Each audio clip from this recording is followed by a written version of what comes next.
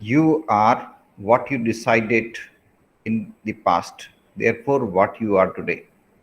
And you will be what you decide today. If you decide today something, you will become that. For example, if you plan to become CEO after 10 years, you will become a CEO after 10 years.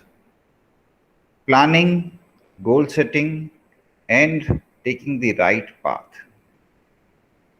The life is such thing that through planning, through execution, you can attain the goals that you set for yourself.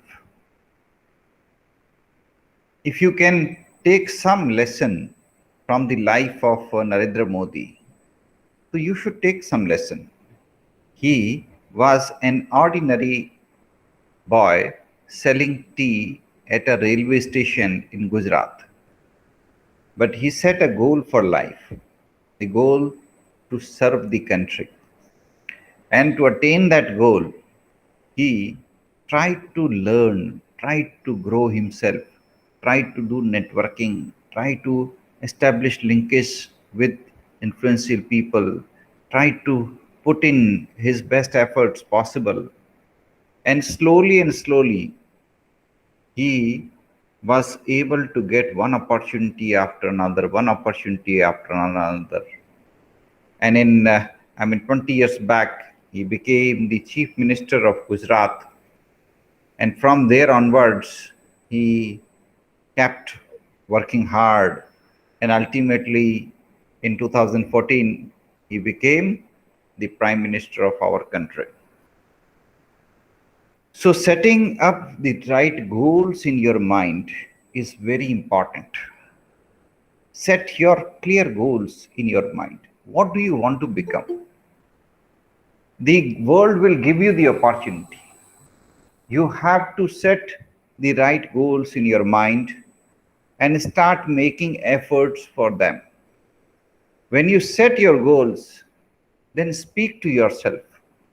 Say it with confidence. Yes, you will attain those goals which you have set.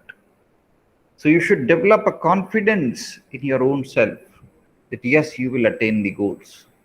And the next task is you have to acquire skills, expertise, competencies, capabilities, so that you are able to attain your goals. Life is something that you make out of your own efforts. You put in your best efforts, the world will give you rewards. We have seen in the past so many people, they devoted their life for a cause and they were able to attain the goals. They wanted to attain some goals. The best story here is that of Udham Singh. You must all read the biography of Udham Singh. Who was Udham Singh? He was a very ordinary person. He was serving people in Jallianwala Bagh. And when he was serving, all of a sudden, a British cruel person, I would not call him a good person, he was a very cruel person, General Dyer. He was the commandant of the police there. He ordered the police to start firing innocent people and to fire everybody. Police fired everybody. I do not know. Nobody knows. Some 1,500 innocent people died on the spot. Udham Singh witnessed it. Udham Singh was a witness to it. He saw it all. He was able to survive because he fell on the ground. Some other people died and he also fell upon him. So Udham Singh was falling under somebody else. Therefore, he did not die because the police was shooting. Udham Singh was lying there on the ground and somebody else who died, he fell on Udham Singh. So Udham Singh was lying on the ground. So he survived. But Udham Singh took an oath, a goal for himself. A goal setting is a goal for life. You speak to yourself, you give a goal to yourself, you give a goal to your own future. So Udham Singh set a goal that one day I will take a revenge with General Dyer. He is so cruel person. I will take a revenge. The Indian people just made some hue and cry about Udham Singh, but no concrete action was taken up. The British government did not take any action against Udham Singh, and British government did not take any action against General Dyer, and ultimately General Dyer completed his tenure and retired and went back to England. Now, Udham Singh was very ordinary person. He had to learn everything. He learned everything. He learned how to use rifles, how to use pistol, how to use different weapons, how to speak in English. All these things he had to learn because he had to attain the goal, the ultimate goal of, taking a revenge against Dyer. So finally, when he was ready, then he inquired about General Dyer, and people told him that General Dyer has retired and he has gone back to England. Now, Udham Singh did not have enough money to go to England. So he tried to collect some money, and by working hard, he collected some money. All his savings he used to buy a ticket, went to England. And the next task was in England to search for General Dyer. There he came to know that he sits in some, like we have parliament in India, there is some small body there. So he used to sit there. So Udham Singh ultimately managed to get an entry pass for that. Then he took a Bible and he cut the Bible from inside. In between, he put a rifle, a small pistol, and went inside the assembly. And when he saw General Dyer, he immediately shot him dead. He did not hurt anybody else. He did not use pistol on any innocent person. And he surrendered himself to the police and admitted that he was guilty and he may be, given due punishment as per the British laws. Udham Singh was sentenced to death, but he attained his goals. He is a great person for our country because he gave due punishment to General Dyer. Otherwise, General Dyer was scot-free. He was not given any punishment. British government did not give him any punishment. It was such a tragic incident, such a cruel person, General Dyer. No action was taken against General Dyer. No action. Not even a reprimanding letter. But we are thankful to Udham Singh who brought justice. He set a goal for himself and he attained the goal. He did not have any intention to live thereafter. He attained his goal and he surrendered himself and he told the police, whatever punishment you want to give, I will accept those punishments. But one thing that we can learn from his life is that if you set a goal for yourself, certainly you will be able to attain those goals. Therefore, set your goal. Prepare a plan. Udham Singh just did not set the goal. He also prepared an action plan. He worked hard to attain those goals. You cannot get a goal on its own. You have to work very hard. You have to put in your best efforts to attain the goals. So Udham Singh set some goals for life. He worked very hard. He did not know English. He was an ordinary person. He had to learn English. He had to learn how to use pistol. He had to learn what are the etiquettes in dealing with the Britishers. So he learned all these things. And then he collected some savings by working hard. He used these savings to go to England and ultimately he was able to attain the goal. He shot down General Dyer. So his stories must be read by every one of us. How he was able to attain his goal, how he was able to get the revenge.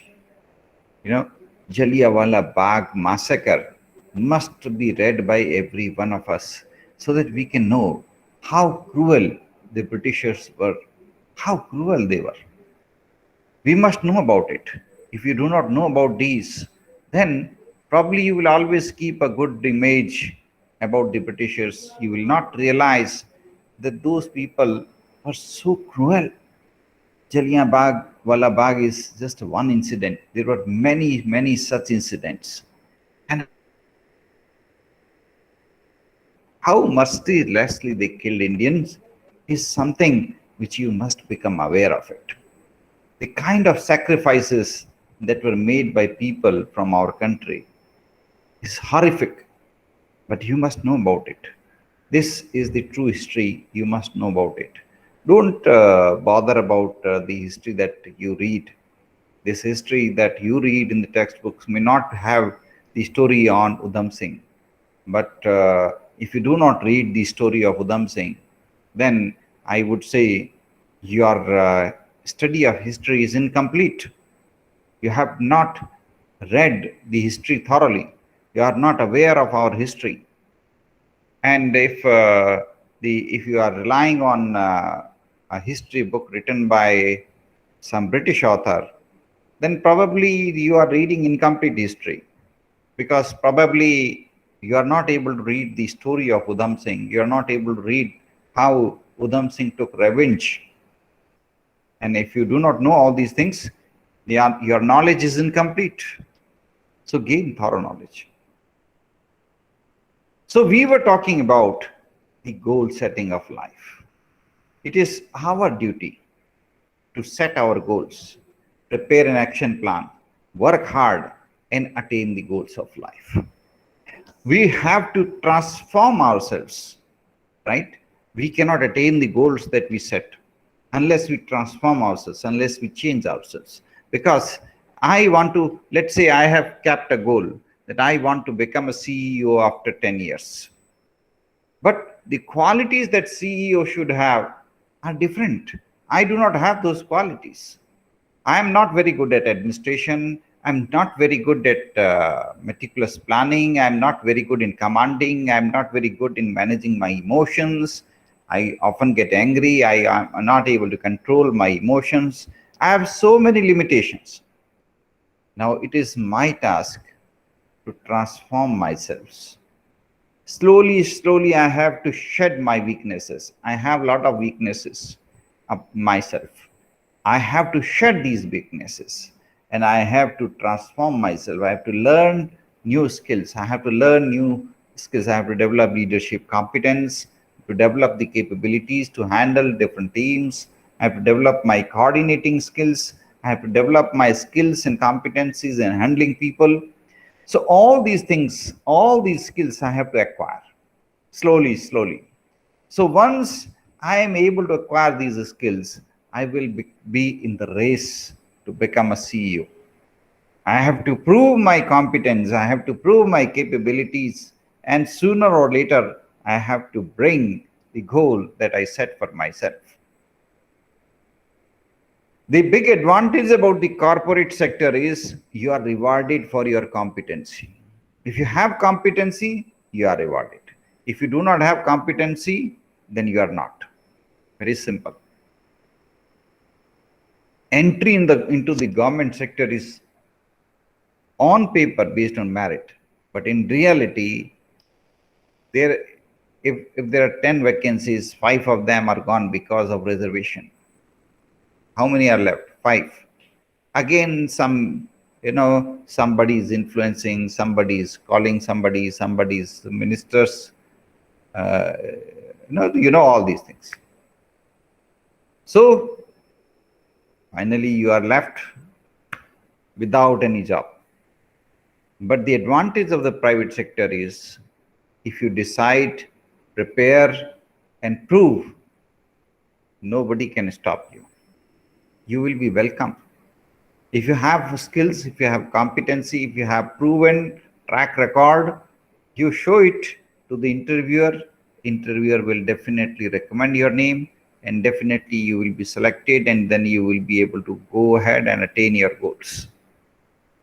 So there are plus points as well as minus point, advantages as well as disadvantages. Let's look at the positive side. Let's prepare for a positive role, and let's hope you are able to create the right impact. You're able to get your life goals. I'll even suggest you one step ahead. I'll suggest you, if you have to keep the goals, keep even higher goals. Keep the goals of becoming the entrepreneur of future. Keep the goals of becoming the change maker of tomorrow. Keep the goals of becoming a social entrepreneur of tomorrow. Keep those higher goals. And if you go ahead and try to attain those goals, I am sure you will be able to attain those goals also. If you become an entrepreneur, or if you become a social entrepreneur tomorrow, we will be so happy, we will be so delighted. You will be in the sky. You will be able to enjoy every moment of your existence on this world, because you will be creating amazing impact on the lives of many people. You will be able to take decisions which will really benefit the masses, isn't it? So if you really believe Bindeshwar Pathak is a great person, follow him, read about him, take inspiration from him, try to become a person similar to him. All of you know about Bindeshwar Pathak. Bindeshwar Pathak established, Bindeshwar Pathak is a social entrepreneur. He established Sulabh Sauchalay, a network of toilets all over the country, all over India. You go to any railway station, any bus stand, if you find a clean toilet, it is managed by Sulabh Sauchalay. Yes, no other toilets are clean. My guarantee, no other toilets are clean. If you go to any railway station or any bus stand, you'll find toilets are in horrible condition. Everywhere there is, nobody is taking care of cleanliness. Government is appointing staff, but these are government employees. They become officers the day one they are appointed. The day one they are appointed, they start behaving like officers, and therefore they are not putting their best efforts. And that's why you have seen government is appointing, government is giving them salary, but the result is a big zero. There is no cleanliness. But you look at Sulabh Sauchalay, they are established by an NGO. Yes, Sulabh Sauchalay is an NGO. It is not a government organization. It is an NGO. NGO which was started by Bindeshwar Pathak. And these people who are managing Sulabh Sauchalay in every city, they work with tremendous zeal. They work very hard. They really consider work is worship. These people must be respected. These people must be appreciated, no doubt. These people must be recognized. They might be getting less salary than their counterparts working in government department, but they work very hard. They work with sincerity. So these people must be respected. These people must be appreciated. Now these people are true God. Yes, they are true God in the shape of human body. These people work very hard. These people try to bring cleanliness. So that's why you go to any railway station, you go to any bus stand in India, you go to any government hospital in India, if you find a clean toilet anywhere, this clean toilet is by Sulabh Sauchalay. If you find any clean toilets in any government building, believe in it, this is definitely Sulabh Sauchalay. Check out the board there. Yes, it will be Sulabh Sauchalay. So, if you have a choice, then decide it. Decide about what you want to become in life. And God will help you, the environment will help you, the ecosystem will help you, everybody will help you, and you will be able to attain your goals of life. It is very important that people like you should attain your goals. It is very important for this world. The people like you who are really sincere, really hardworking, really committed people like you should definitely get your goals. Get your goals of life. Become what you want to become. Do what you really wish to do. I'm sure if all of you will put in your best efforts, you will be able to become what you want to become. You have to become that. Best wishes to all of you. And if you have any questions, you're welcome.